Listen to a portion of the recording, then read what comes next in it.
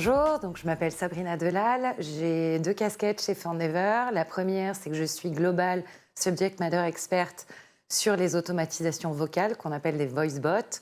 Et la seconde casquette, je suis directrice du consulting CX Digital au niveau européen. Fendever est né d'Acticall, qui a été créé en 1996 par 2 fondateurs, M. Camino et M. Huberti.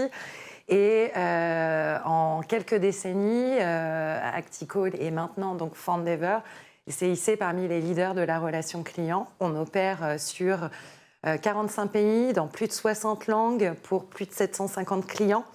Et on a 170 000 associés partout dans le monde qui opèrent donc pour les clients, qui nous confient la gestion de leurs relations clients sur l'ensemble des canaux de relations clients, que ce soit les canaux traditionnels, type téléphone, email, etc., ou les canaux digitaux.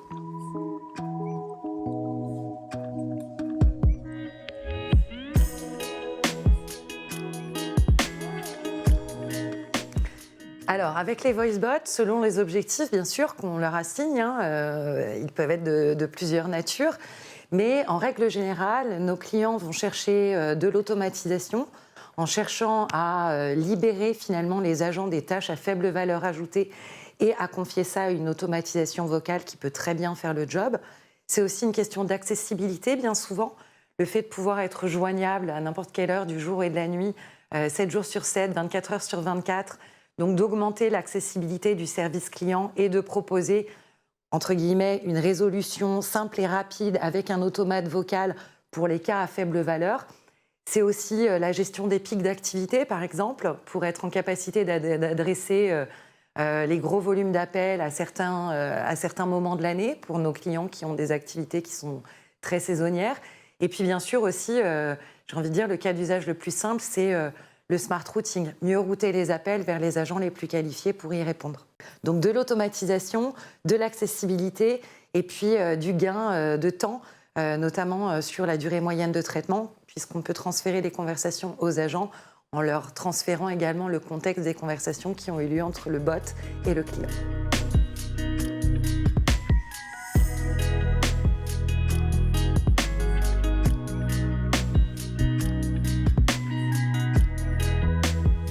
Alors, chaque secteur, chaque entreprise a ses propres règles métiers. Donc déjà, on va bien sûr adapter l'expérience en fonction des règles métiers du client pour lequel on travaille. Mais au-delà de ça, on a aussi bien sûr beaucoup de customisation, beaucoup de personnalisation qui est possible par rapport à l'identité de la marque. On va essayer en fait de se caler sur la façon dont la marque s'exprime sur l'ensemble de ses canaux, mais aussi ce qu'on demande à nos agents ou aux agents qui travaillent pour la marque d'incarner.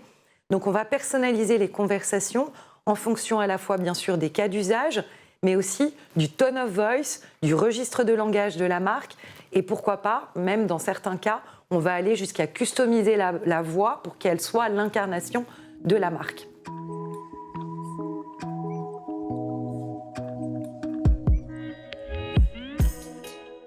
Alors, pour mesurer et améliorer les performances, on va s'intéresser à plusieurs types de KPI. Des KPI qui sont plus de nature qualitative, bien sûr, le niveau de satisfaction, le NPS, le niveau de compréhension aussi du VoiceBot, et puis des KPI qui sont plus quantitatifs cette fois-ci, où on va s'intéresser bien sûr au niveau d'automatisation, au taux de déflexion qu'on a apporté, en permettant finalement au VoiceBot de gérer de bout en bout certaines conversations et certaines requêtes des clients, mais aussi au nombre de conversations, bien sûr, qu'on aura gérées avec le VoiceBot, au nombre de transferts. Voilà, donc des KPI qui sont de deux natures, qui sont de nature quanti et de nature quali, pour toujours aller chercher et améliorer en continu la performance. Un VoiceBot, c'est une matière vivante.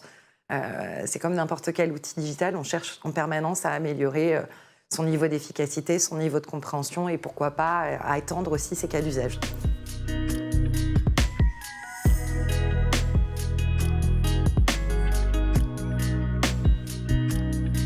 Alors, nous accompagnons nos clients depuis le début, c'est-à-dire qu'on va faire un assessment de l'ensemble de leurs canaux de contact et des volumes qui sont associés à ces différents canaux de contact pour identifier tout simplement les cas d'usage qui vont être candidats à de l'automatisation.